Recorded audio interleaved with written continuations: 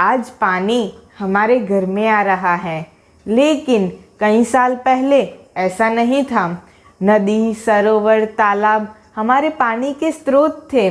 उसी के पास हमें जाना होता था। एक स्रोत ऐसा भी था जो हमारी कला संस्कृति को व्यक्त करने का जरिया बना हुआ था। आप समझदार हैं, समझ ही गए।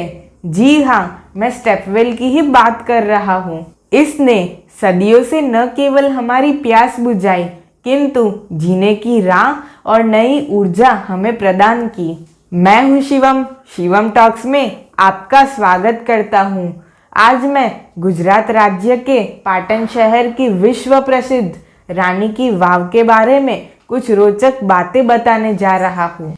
अभी अभी मैंने जाना है, अभी अभी तो सीखा है। मैं 9th क्लास का स्टूडेंट हूँ, होली चाइल्ड में पढ़ता हूँ। होली चाइल्ड मेरे शहर की बेहतरीन और इनोवेटिव स्कूल है। इसी का नतीजा है कि आज मैं रानी की वाव देखने हेतु यहाँ पाटन आया हूँ। चलो इस अद्वितीय वाव को नज़दीक से देखते हैं। आप जानते ही हैं कि United Nations educational, scientific and cultural organization, जिसे हम शॉर्ट में यूनेस्को कहते हैं, उसने हमारी इस वाव को वर्ल्ड हेरिटेज साइट का दर्जा दिया है। अब यह सिर्फ हमारी ही नहीं, विश्व की सांस्कृतिक धरोहर है। सो इसका जतन करना हमारी जिम्मेवारी भी है। रिजर्व बैंक ऑफ इंडिया यानी आरबीआई ने 100 रुपये की नोट पे इस वाव को चित्रित करके इसका उचित सम्मान किया है। वाव का परिसर स्वच्छ और सुंदर है। परिसर की ग्रीनरी और मोर के टहुकार ने मेरा मन मोह लिया। लो, मैं आ गया वाव के एंट्रेंस तक। यहाँ से नीचे देखते ही पूरी वाव का अद्भुत नज़ारा दिखाई पड़ता है। यह 7 मंजिले की वाव है। अब मैं एक एक मंजिले को देखते हुए नीचे तक जाऊंगा, उस कुएं तक जहाँ से पनिहारी पानी भरकर अपने घर ले जाती थी। उस श्रम की कल्पना करने से पानी का मूल्य मेरे मन में अधिक गहरा हो गया है। वैसे भी this stepwell focuses on the holiness of water and it has great significance in Indian culture। प्रश्न ये है कि ये वाव बनाई किसने? तो queen Udayamati, the widow of king Bhimdev I, constructed this vow between 1022 to 1063 AD। रानी की वाव has become one of the most popular place to visit in Gujarat. हमारी मुलाकात स्पेन से आए हुए पास्कल भाई से हुई, जो बहुत अच्छे शिल्पकार थे। उन्होंने अपने हाथों से बनाई हुई लॉर्ड गणेशा, रामा, लॉर्ड कृष्णा, देवी पार्वती जैसे अनेक हिंदू देवी देवताओं की मूर्तियाँ अपने स्मार्टफोन में दिखाई। उनकी आर्ट से हम बहुत प्रभावित थे और पास्कल भाई इस वाव की शिल्पकला से।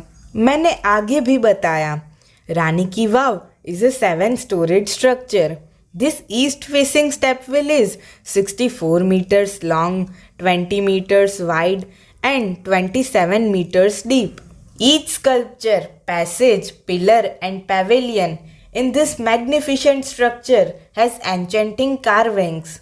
On its side walls, there are around 800 sculptures. In fact, the vow is solely dedicated to Vishnu. One can find Vishnu in different shapes and postures. After Vishnu, next important statue is of Parvati.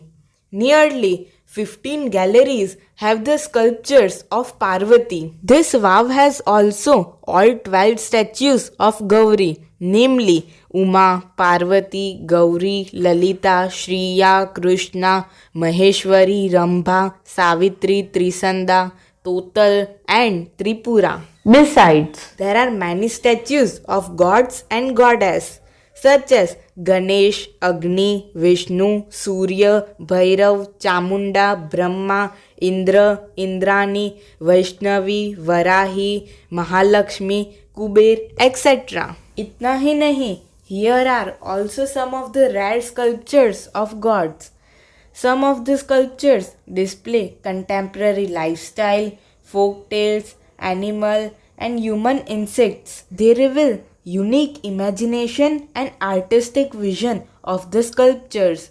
Here are nearly 300 statues of Apsaras. The Apsaras with 16 different makeup styles add to the grace of this unmatched structure. You will be surprised to know that this temple lay buried under the mud due to flood first, and then vanishing of the river Saraswati. It was hidden under the layers of silt for almost 7 centuries. Hope you guys enjoyed the facts regarding Rani Ki Vav. I am sure you will definitely visit this place when you come to Gujarat.